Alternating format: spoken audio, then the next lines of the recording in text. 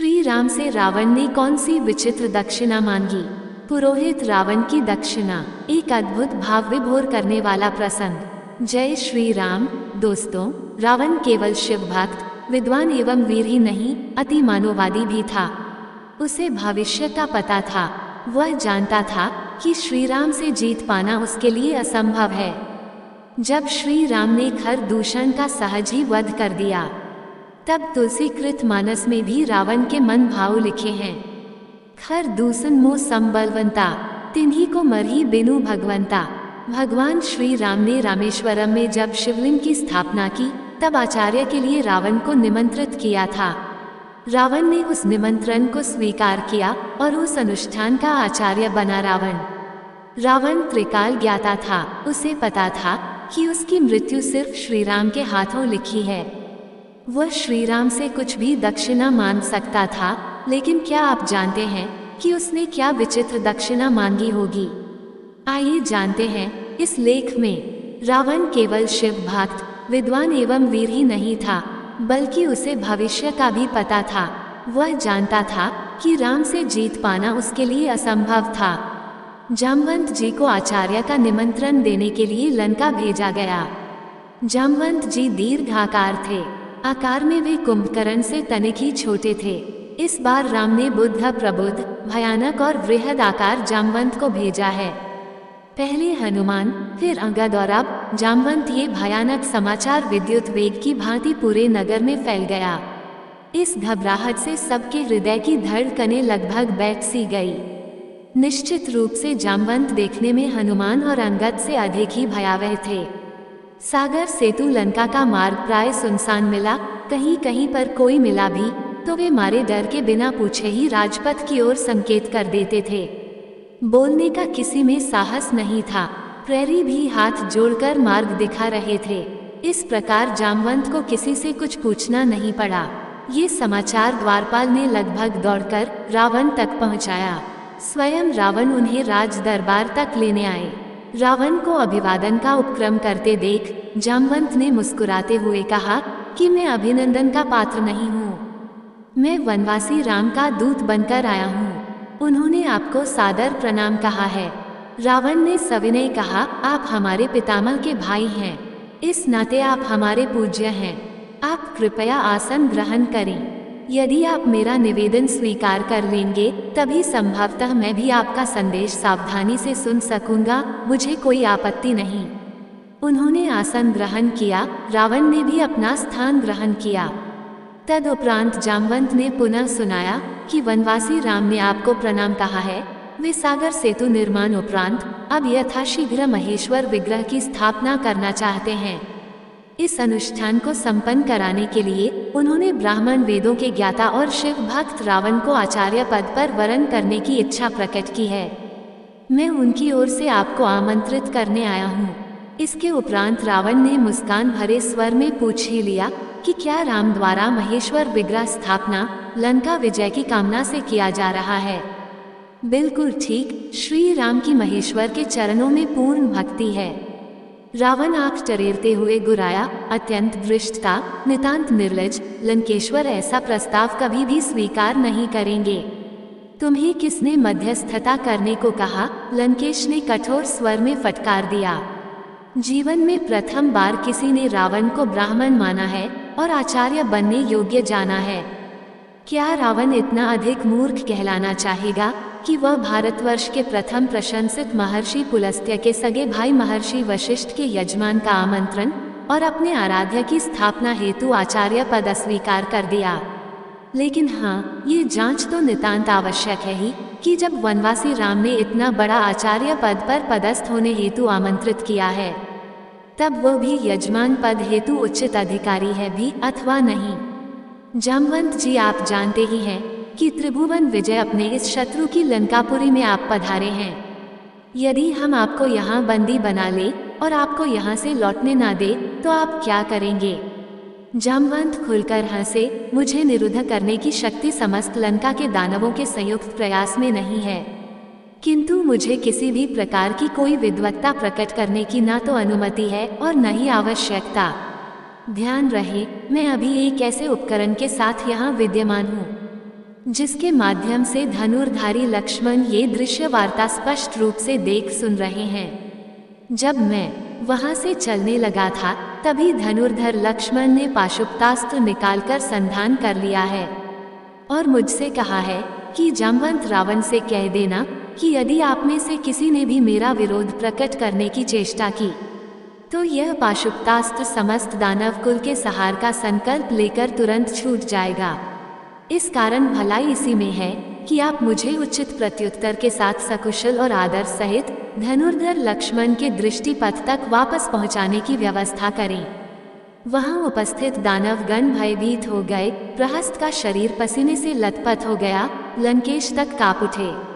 पाशुपतास्त्र महेश्वर का यह अमोघ अस्त्र तो सृष्टि में एक साथ 2 धनुर्धर प्रयोग ही नहीं कर सकते। अब भले ही वह रावण मेघनाथ के पास में भी हो, जब लक्ष्मण ने उसे संधान स्थिति में ला ही दिया है, तब स्वयं भगवान शिव भी अब उसे उठा नहीं सकते। उसका तो कोई प्रतिकार है ही नहीं। रावण ने अपने आप को संभाल कर कहा, आप पधारे यजमान, उच्चित अधिकारी है। उसे अपने दूत को संरक्षण देना आता है। राम से कहेगा कि मैंने उसका आचार्य स्वीकार किया। जामवंत को विदा करने के तत्काल उपरांत लंकेश ने सेवकों को आवश्यक सामग्री संग्रह करने हेतु आदेश दिया और स्वयं अशोक वाटिका पहुँचे।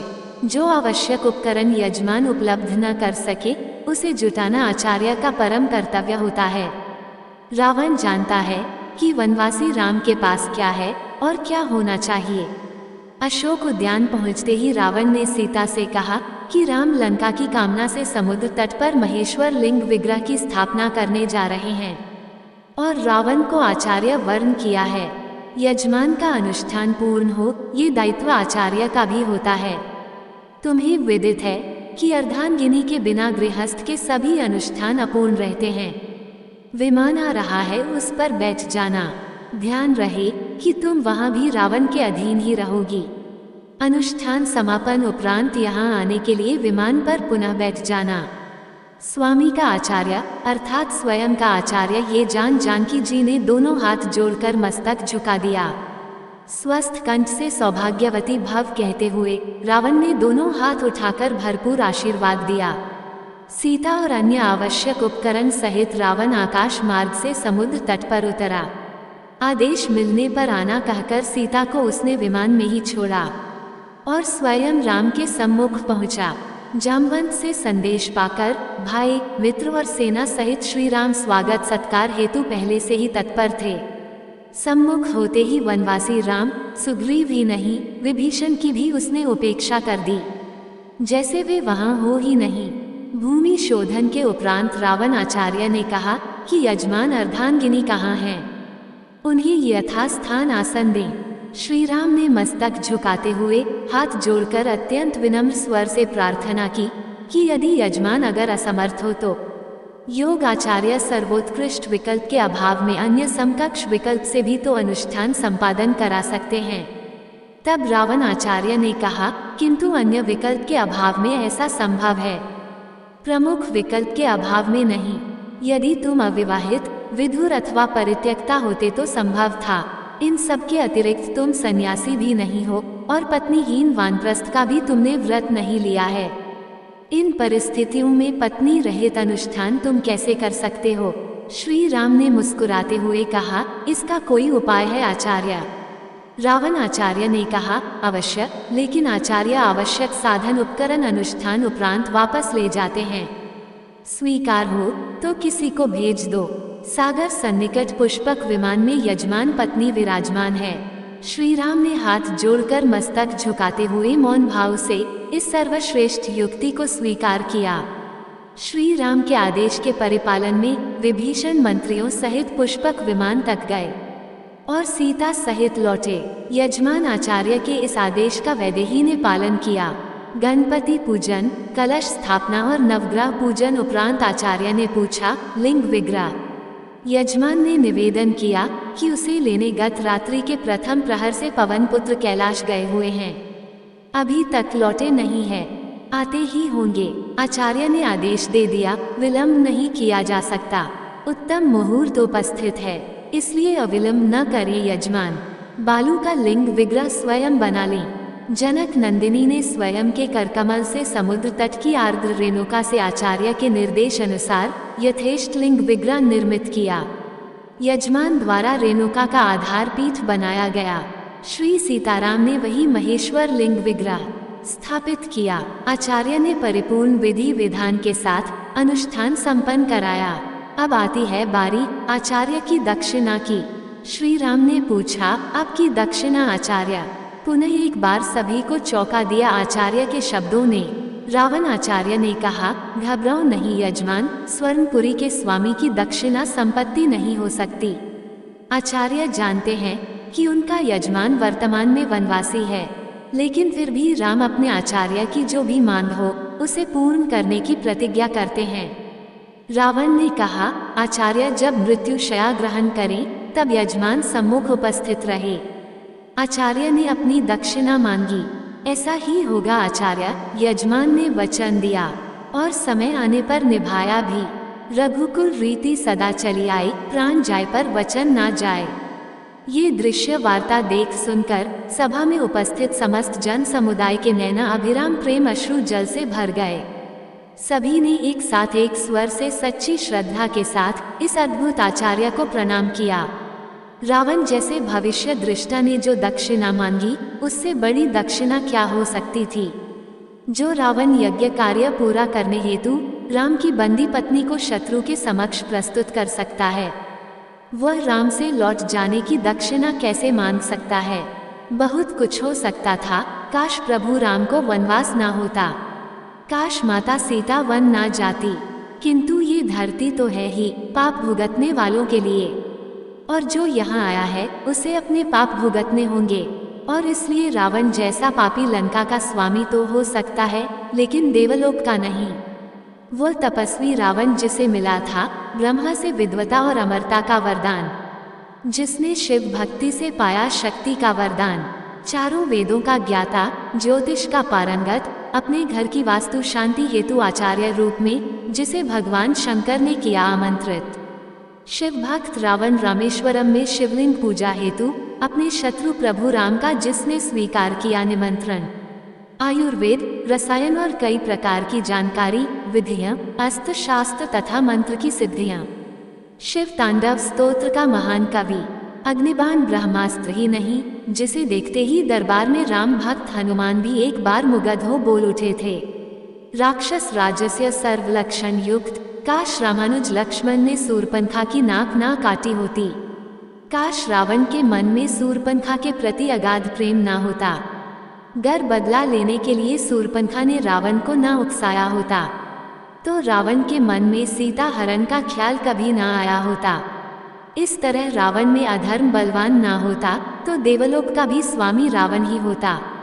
रामेश्वरम देवस्थान में लिखा हुआ है कि इस ज्योतिर्लिंग की स्थापना श्री राम ने रावण द्वारा करवाई थी। वाल्मीकि रामायण और तुलसीकृत रामायण में इस कथा का वर्णन नहीं है, पर तमिल भाषा में लिखी महर्षि कंबन की रामावतार की यह कथा है।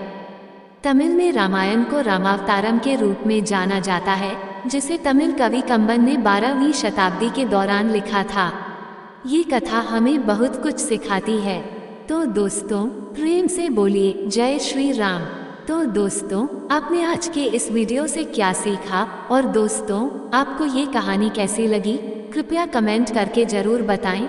वीडियो पसंद आया हो तो लाइक करें और अपने दोस्तों के साथ शेयर करें। कमेंट बॉक्स में जय श्री राम लिखना ना भूलें, और ऐसे ही और भी बहुत सारी कहानियों को सुनने के लिए चैनल को सब्सक्राइब जरूर करें। धन्यवाद।